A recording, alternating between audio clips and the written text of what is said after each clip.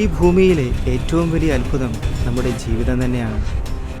മുമ്പിൽ നമ്മെ കാത്തിരിക്കുന്നത് എന്താണെന്ന് പോലും അറിയാതെ ഓരോ നിമിഷവും യാത്ര ചെയ്യുന്നവരാണ് നമ്മൾ. പലപ്പോഴും നമ്മുടെ ജീവന് വേണ്ടി ഈ പ്രപഞ്ചത്തോട് തന്നെ നമുക്ക് പോരടിക്കേണ്ടി വരുന്നു എന്നതാണ് സത്യം. എൻ്റെ ഈ യാത്ര ഒരിക്കലും ഒറ്റയ്ക്കായിരുന്നില്ല. നമ്മളാരും തന്നെ ഒറ്റയ്ക്കല്ലല്ലോ ഈ ഭൂമിയിൽ.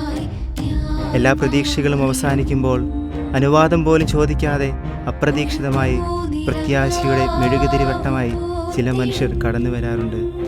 അതെ, കാത്തിരിപ്പിനപ്പുറം പ്രതീക്ഷയുടെ മൂന്നാം പക്കം.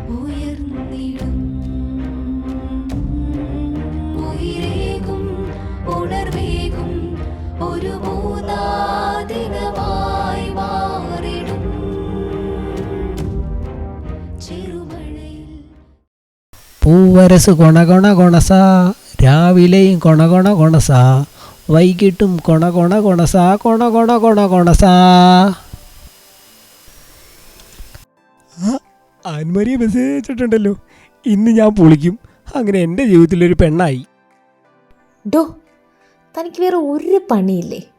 താനിനി എങ്ങാനും എൻ്റെ പുറകെ നടന്ന ഞാൻ അച്ഛനോട് പറഞ്ഞു കൊടുക്കും. ഓരോരോ ഞരമ്പുകൾ. അല്ലേലും നിന്നെപ്പോലുള്ള ഒരുത്തിക്കൊന്നും എന്നെ കെട്ടാൻ ഒരു യോഗ്യതയില്ല. ഇത്രയും സുന്ദരനായ ഞാൻ നിന്നെപ്പോലൊരു പീറ പെണ്ണിന് മുമ്പിൽ വളയാനോ? നടക്കില്ല രാമൻകുട്ടി.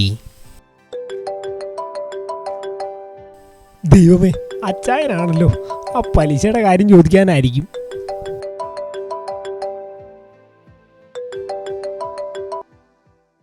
എടാ നാറി, എവിടെയാണ് എൻ്റെ പൈസ?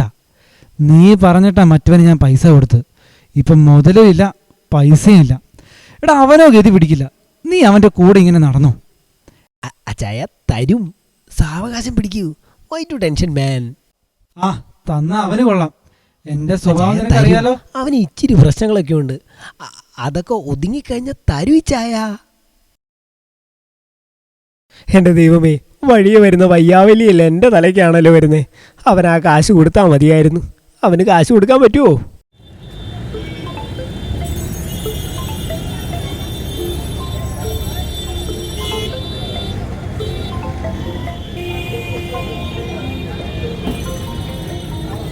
ഹലോ. ആദ്യം നീ വിളിച്ചിട്ട് എന്നെ ഫോൺ എടുക്കാതെ? ഞാൻ കുറച്ച് തിരക്കിലായി. ഞാൻ എത്ര നേരമായിട്ട് ട്രൈ ചെയ്യുക. നീ എന്താ എന്നെയൊന്നും മനസ്സിലാക്കാത്തത്? എനിക്ക് കുറച്ചുകൂടെ സമയം എന്താ? എടാ, ഞാൻ മടുത്തു. എനിക്ക് വയ്യ ഇങ്ങനെ സ്ട്രഗിൾ ചെയ്യാൻ.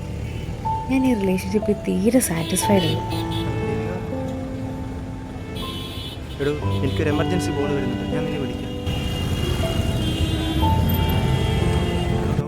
ഹലോ ആദി, തിരക്കിലാണോ? അമ്മയുടെ മെഡിക്കൽ റിപ്പോർട്ട് വന്നായിരുന്നു.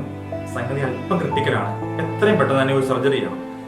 അത് ഡോക്ടറെ, ഞാൻ എത്രയും പെട്ടെന്ന് എങ്ങനെയെങ്കിലും പൈസ ഒപ്പിച്ചുകൊണ്ട് വരാം. അങ്ങനെയാണെങ്കിൽ ഞാൻ പ്രൊസീജിയേഴ്സ് ചെയ്തു തുടങ്ങാം. എത്രയും പെട്ടെന്ന് തന്നെ ചെയ്യാം.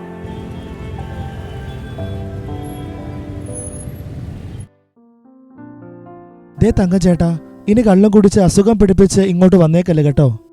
എൻ്റെ പൊന്നു ഡോക്ടറെ, നിർത്തണമെന്നൊക്കെയുണ്ട്, പക്ഷെ എന്നെ കൊണ്ടെങ്കിലും പറ്റുന്നില്ല. ഇനി കള്ളു കുടിച്ചാൽ ഞാൻ അമ്മിണി ചേട്ടത്തിയോട് പറഞ്ഞു കൊടുക്കും. എൻ്റെ പൊന്നു ഡോക്ടറെ, അവളോട് മാത്രം പറഞ്ഞു കൊടുത്തേക്കല്ലേ. ഞാൻ എങ്ങനെയെങ്കിലും അത് നിർത്തിക്കൊള്ളാം. തങ്കച്ചേട്ടാ, ഒന്ന് നിന്നേ. ഇത് വച്ചോ. കുടിച്ചേക്കരുത്. അമ്മിണി ചേട്ടത്തേക്ക് കൊടുത്തേക്കണം കേട്ടോ. ശരി ഡോക്ടറെ. എന്റെ അലക്സേ, സ്വന്തം പണി നോക്കിയാൽ പോലെ എന്തെങ്കിലും കള്ളുകൂടിയവർക്ക് പൈസ കൊടുക്കുന്നേ? നമ്മൾ രോഗങ്ങൾ മാത്രം ചികിത്സിക്കുന്നവരല്ലോ, മനുഷ്യന്റെ ദുഃഖങ്ങൾ കൂടെ ചികിത്സിക്കുന്നവരല്ലേ. നമ്മൾ കാരണം ആരെങ്കിലും ഒന്ന് ചിരിച്ചാൽ അത് നല്ലതല്ലേ എന്റെ ജയൻ സാറേ? നന്മയുള്ള ലോകമേ. പെണ്ണോ സെറ്റായില്ല, ഫുഡടിയെങ്കിലും സെറ്റാവട്ടെ. ആദിയുടെ അമ്മയാണല്ലോ. എന്താണോ ഈ സമയത്ത്? ഹലോ, ആദി വന്നല്ലോ. ആദി എവിടെയുണ്ട്? വിളിച്ചില്ലേ? ഞാൻ എന്നാ വിളിക്കാൻ പറയാട്ടോ. പിന്നെ അമ്മയുടെ വേദനയും കാര്യങ്ങളൊക്കെ ഇപ്പം എങ്ങനെയുണ്ട്? സർജറിയും കാര്യങ്ങളൊക്കെ ഈ അടുത്ത് തന്നെയല്ലേ? ഓ, അതെല്ലാം ശരിയാവുന്നേ. ഓ, ശരിയാവും അമ്മേ, എല്ലാം ശരിയാവും. ആദി ആദി ആദി ആദി ആദി ആദിമോനെ എടർക്ക അകത്തിരുന്ന് ഒളിച്ചിരുന്ന് എന്താ പരിപാടിയാവൂ? ഇരുട്ടത്തിരുന്ന് എന്താ പരിപാടി? ലൈഫ് നമുക്ക് കളറാക്കണ്ടേ? ഇവിടെ കറണ്ടൊന്നുമില്ലേ? കറണ്ട് വന്നല്ല. നീ എന്താ കാണിച്ച്?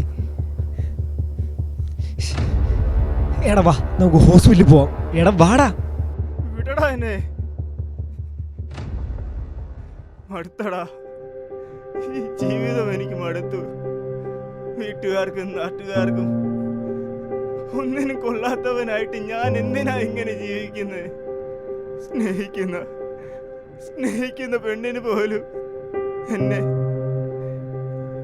വേണ്ട.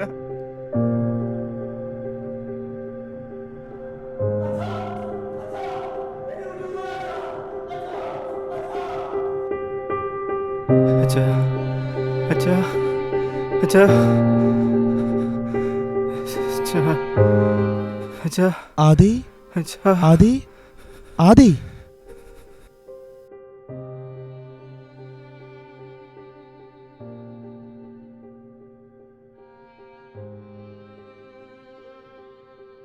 പോട്ടെ, കഴിഞ്ഞതെല്ലാം കഴിഞ്ഞു. ഇനി ഏതായാലും ആദ്യം റെസ്റ്റ് എടുക്ക്. ഞാൻ ഇടയ്ക്കൊക്കെ വരാട്ടോ. ആദി, നീ എന്താ ആലോചിച്ചുകൊണ്ടിരിക്കുന്നത്? ഡോക്ടറെ, ഈ ദൈവം എന്ന് പറയുന്ന ഒരാളുണ്ടോ? അതെന്താ നീ അങ്ങനെ ചോദിച്ചേ? ഈ ദൈവം എന്ന് പറയുന്ന ഒരാളുണ്ടായിരുന്നെങ്കിൽ എനിക്ക് ഈ അവസ്ഥയൊക്കെ ഉണ്ടാകുമായിരുന്നോ? ശരിക്കും അങ്ങനെ ഒരാളില്ല ഡോക്ടറെ. എല്ലാം ഒരു സങ്കല്പം മാത്രമാ. ഓ, നിന്റെ ഓരോ കണ്ടുപിടുത്തങ്ങളെ. ഈ മുറിയിൽ തന്നെ കുത്തിയിരിക്കുന്നതുകൊണ്ടാ ഇങ്ങനെ ഓരോ ചിന്തകൾ വരുന്നേ. നീ വന്നേ, നമുക്കൊന്ന് നടന്നിട്ട് വരാം. മോട്ടിവേഷൻ ഒന്നും അല്ലെങ്കിലും ഞാനൊരു കഥ പറയാം. എന്താ ഡോക്ടറെ? നീ ചൂരൽമല എന്ന് കേട്ടിട്ടില്ലേ? ചൂരൽമല? അത് ഈ 3-4 വർഷങ്ങൾക്ക് മുമ്പ് ഉരുളുപൊട്ടലുണ്ടായ? അതുതന്നെ. ഒത്തിരി സ്വപ്നങ്ങളുമായി ജീവിച്ചു തുടങ്ങിയ ഒരു ചെറുപ്പക്കാരന്റെ കഥ. ഈ രാജ്യം കണ്ട ഏറ്റവും വലിയ ദുരന്തമായിരുന്നു ചൂരൽമല. ആ ദുരന്ത ദിനത്തിലായിരുന്നു വർഷങ്ങൾക്കു ശേഷം തൻ്റെ പ്രിയപ്പെട്ടവരെ കാണാൻ അവൻ വന്നത്. എന്നാൽ അവനെ കാത്തിരുന്നതോ ചലനമറ്റ തൻ്റെ പ്രിയപ്പെട്ട അപ്പച്ചൻ്റെ മൃതശരീരവും കാണാതെ പോയ അമ്മയുടെയും സഹോദരങ്ങളുടെയും കേവലം ഓർമ്മകളും മാത്രമായിരുന്നു. തൻ്റെ പ്രിയപ്പെട്ടവരില്ലാത്ത ഈ ലോകത്തിൽ താനിനി ജീവിക്കേണ്ട എന്നുറച്ച് മരിക്കാൻ വരെ അവൻ ഉറപ്പിച്ചു. എല്ലാം നഷ്ടപ്പെട്ടു എന്ന് തോന്നുമ്പോഴും ജീവിതത്തിലേക്ക് തിരികെ വിളിക്കുന്ന ജീവന്റെ ചാലക ശക്തി അവനെയും തേടിയെത്തി. എല്ലാം നഷ്ടപ്പെട്ടിട്ടും ആ ചെറുപ്പക്കാരനെന്നും ജീവിക്കുന്നുണ്ടടാ. ആത്മഹത്യ ചെയ്യാൻ നോക്കിയാൽ പിന്നെ അത് ചെയ്യാനേ നേരം കാണത്തുള്ളൂ. ആദി, അവളുടെ കാര്യമല്ലേ ആലോചിക്കുന്നേ? അവള് പോണേ പോട്ടടാ. ഒരാൾ നമ്മുടെ ലൈഫിൽ നിന്ന് ഇറങ്ങിപ്പോകുന്നതേ വേറൊരാൾക്ക് നമ്മുടെ ലൈഫിലോട്ട് കടന്നു വരാനുള്ള ഒരു എൻട്രി ആയിട്ടാണ്. നീ കേട്ടിട്ടില്ലേ, nothing is an end, everything is an opportunity. ഒന്നും അവസാനമല്ല, എല്ലാം അവസരമാടാ.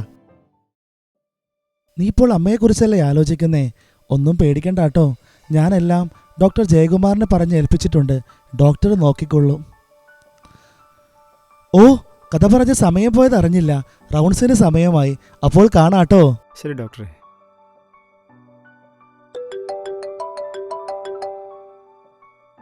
ഹലോ അമ്മേ.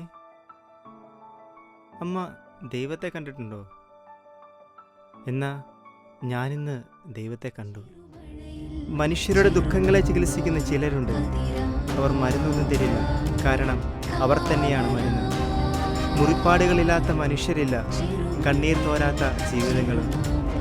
പ്രതീക്ഷയോടെയുള്ള ഓരോ കാത്തിരിപ്പിനുമപ്പുറം ഒരു 3-ാം പക്കമുണ്ടെന്ന് എനിക്കിന്ന് ഉറപ്പാണ്. പ്രതീക്ഷ നമ്മെ നിരാശരാക്കുന്നില്ലെന്നേ.